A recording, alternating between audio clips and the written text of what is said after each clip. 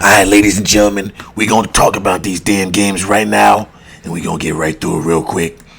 So we're going to talk about this Pacers game. I told you boys, the NBA and the NFL, they just too goddamn predictable. I told you it was going to go 7 games, and the only series that wasn't going to do it was the Celtics series. We all could have seen that from a mile away. Now they're going to make... Well, we're going to talk about the Mavericks in a minute, but I knew they were going to do this. They're going to make the Knicks not look as good, and they were going to have the Pacers nail everything. Now, let's look at the game stats. They had the Pacers shoot 54% virtually. 34% from 3, only made 9 threes, and they only took 13 free throws and still managed to win the game. The Knicks, they only shot 43%, 44, made 13 threes, 4 more threes. Went to the free throw line 26 times, but only made 18 of those 26, 70% practically. If they make all of them, let's think what that gives them. 8 points.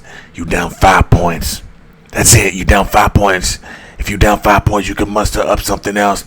But then again, Josh Hart didn't show up, and everyone else did show up. You got 17 from DiVincenzo. You got another 31 from Brunson, and you got 20 from McBride, who wasn't even in the rotation. Now all of a sudden it's become a player. But I always say if Brunson don't score 44 points, the Knicks ain't gonna win. And that's not a recipe you want. You can't ask somebody to drop 44 points for you on a night. It could happen, but it's not something you could ask someone to do randomly. It's something that happens miraculously out of nowhere. You can't just ask someone to do that. And again, I always say the Knicks, they missing players. They missing guys. And I just don't know if they got enough. Even if they do win this game, what the hell are they going to do with the Celtics? At least with the Pacers, they got all their guys there. And they can maybe force the Pacers or force the Celtics to play some defense on the perimeter. But we all know the Celtics are going to be in the finals when it's all said and done. It really don't matter what happens with this series. We already know the Celtics is going to win the entire East. But I look at this side, Siakam, they let him be the leading scorer. He was being very aggressive. They couldn't stop him. He was bigger than anybody. They threw at him, the Knicks. They threw 6'5" guys at him. This man is 6'10". How you going to throw a 6'5" guy on a 6'10" guy? He was taking advantage of size. You had guys like Turner playing big. Nemhard was playing very well. Halliburton still hasn't really shown out the way he's supposed to be. This brother is supposed to be dropping 30, 40 points. So basically he's showing us he's not a superstar at all. He's a B-plus player. He's on that B-plus tier. He will never be on that AA-plus tier until he starts dropping 30, 40 points on a nightly basis. You can't depend on this.